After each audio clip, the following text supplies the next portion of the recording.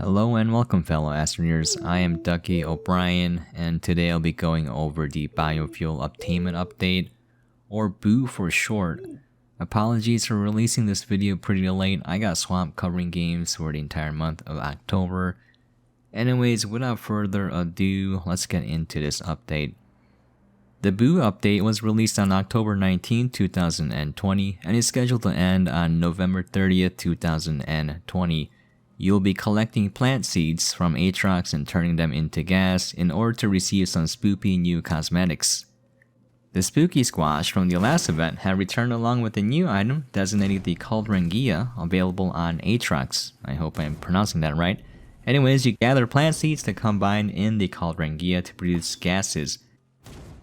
You can package the cauldron along with the roots, which is a 4-slot platform, and they look pretty nice, and each of them take one packager.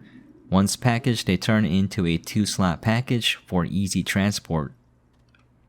By combining 2 spooky squash samples, you will produce 1 unit of Squasholine. By combining 1 spooky squash sample and 1 volatile Attacus seed, you will produce 1 unit of Attapetrol. By combining 1 spooky squash sample and 1 elegant Spewflower seed, you will produce 1 unit of Noxothane. You then take these produced gases and send them up via the Exo Request platform. By turning in 160 units of Squasholine, you will receive the Hallowed Helm as shown here.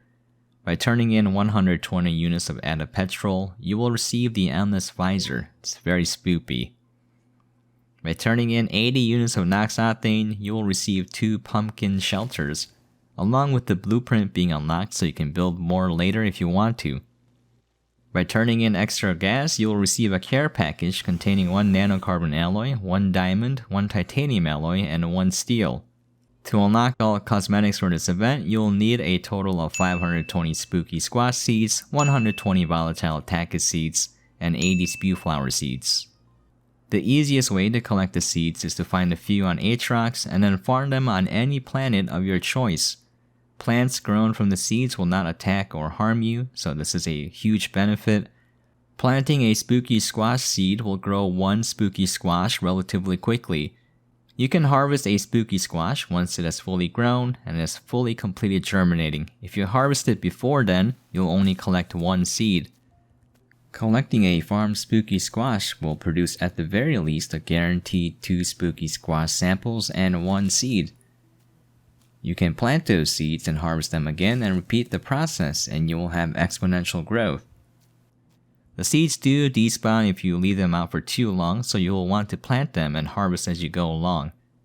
Harvesting a grown Attacus will also produce a guaranteed minimum of 2 seeds. It will take a little bit longer to germinate, but this process is much faster and safer than harvesting wild Attacus, as an attack from that plant will ignite Hydrazine and possibly result in explosions and death.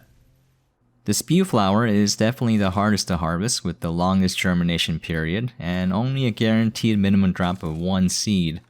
It's still faster to farm this plant, and the good news is you only need 80, so while it may feel like it's taking longer, you should be able to collect the needed seeds in a relatively short time. For producing the gases, you can easily automate the process. For Squasholine, simply place the storage unit holding the spooky squash samples onto the same platform as the cauldron and a medium gas canister. It will automatically produce Squasholine and deposit it into the gas can. Just make sure the gas can is set to disable outputs. You can toggle the state by pressing F on the gas canister itself. For producing Attapetrol and Noxothane, you will need to use auto arms to place the gas on the cauldron. Careful placement of the auto arms is necessary in order to make sure the arms only deposit the seeds onto the cauldron and nowhere else.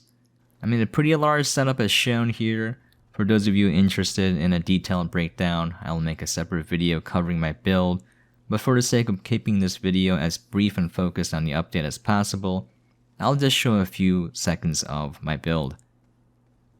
Once you are done, you will have unlocked your new items. Congratulations! I hope you had as much fun as I did completing this event. If you're like me, you'll want to hoard some extra cauldrons and spooky squash to decorate your base with later after the event ends. Well, I hope this overview helped, and I hope you guys enjoyed watching this video. If you have any questions, comments, things you would like to see or for me to cover, please feel free to leave a comment down below. And as always, hope you guys are staying safe and sane out there, and catch you guys next time.